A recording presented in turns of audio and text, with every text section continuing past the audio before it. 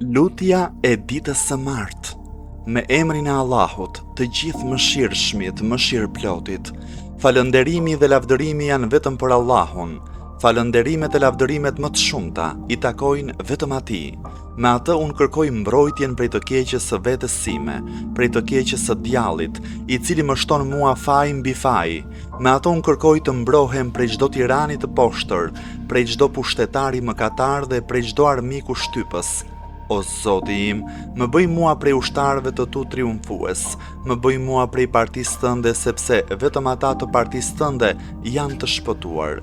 Më bëj mua prej të afërmve të tu, sepse të afërmit e tu nuk do t'jenë as të friksuar e as të hidhuruar.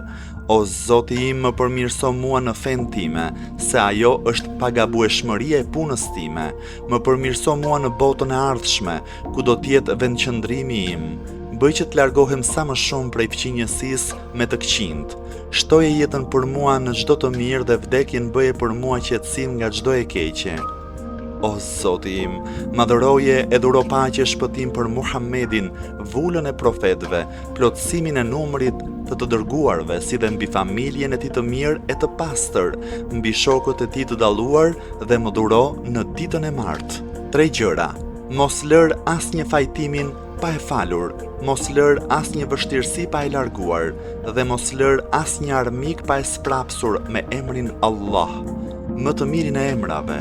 O Allah, Zoti i tokës e i qiellit, të kërkoj sprapsjen e çdo gjëje të urryer, fillimi së cilës është zemrimi yt.